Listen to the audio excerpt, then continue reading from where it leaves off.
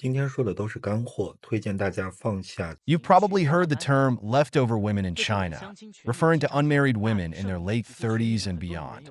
As China modernizes and women take on a larger role in the economy, tension is growing between traditional family values and modern feminism. Despite being educated and independent, many older women face significant challenges in the dating market.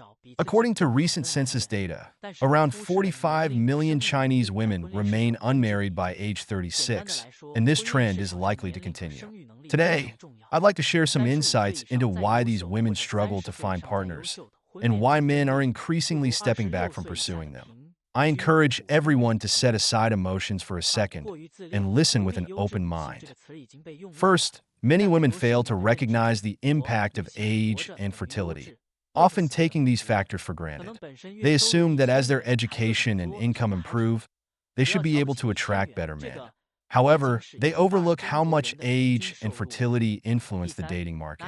A 35-year-old woman, no matter how accomplished, simply doesn't have the same dating appeal as a 26-year-old average woman. Using fertility as a bargaining chip isn't as effective as it used to be either. Trust in women has eroded, partly due to modern feminist ideals. The lifetime childless rate among women is around 10%. And with 13 million abortions annually compared to just over 9 million births, concerns are rising. If a man doesn't insist on thorough premarital, pregnancy, or post-abortion checks, he might unknowingly marry an infertile woman.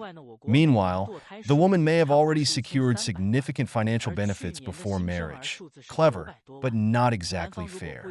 Moreover, the child might not even carry the man's surname, or worse, may not be his biological child.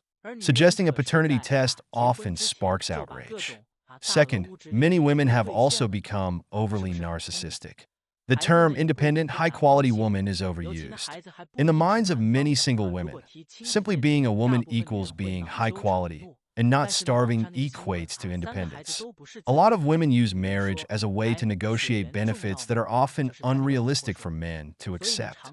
This includes demanding large dowries, having their name added to the property deed, transferring income, making the groom's parents pay for the wedding while keeping the gifts, and pushing the man to trade in his premarital property for a larger house with her name on it. They often come up with other reasons to ask for more money. Isn't this excessive? And don't forget that 44% of marriages end in divorce. Women who secure large financial benefits often divorce quickly to gain wealth.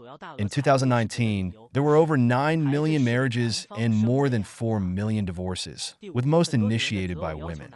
During divorce, women usually fight for child custody and continue to demand child support. When the child is young, custody is typically awarded to the mother, allowing her to gain custody without much cost to her and at the father's expense. Many women's requirements for a partner are so high that even if they prayed at a temple, the Buddha would shake his head. They expect men to meet a myriad of requirements, including being a certain height, having a specific income, a certain level of education, owning a house in their name, having healthy parents with medical insurance, holding a big city residency permit, sharing the same values, being handsome, filial, responsible, and reliable. When you consider all these demands, it's no wonder that almost all men are filtered out. Let's look at the numbers. The average height of eligible men in China is about 1.69 meters, with only 10% over 1.8 meters and just 5% over 1.85 meters. Half of the population earns less than 1,000 yuan per month, and 90% earn less than 5,000 yuan.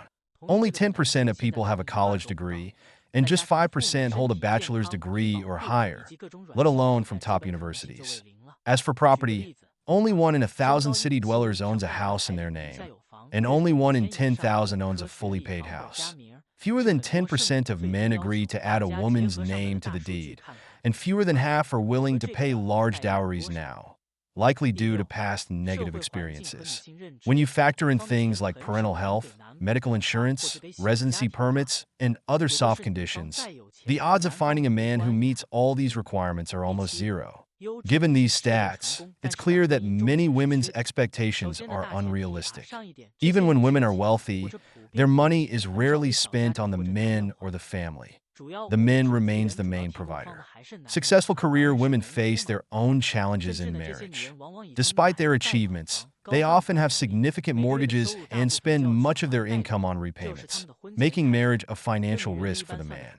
These women also tend to work long hours, leaving little time for family care, and their work habits constrain the relationship. They're often reluctant to have children or more children due to their high income. And if they do, they expect significant material support from their partner. After childbirth, many go right back to work, leaving little time to raise the kids. This has given rise to the old saying, "A woman without talent is a virtue," reflecting the difficulties successful women face balancing marriage and family. It's honestly mind-boggling how some women expect everything from their partners, but bring almost nothing to the table. They don't contribute financially, can't provide emotional support, yet still demand both from the man. Thanks to the internet, men are waking up to this reality pretty quickly.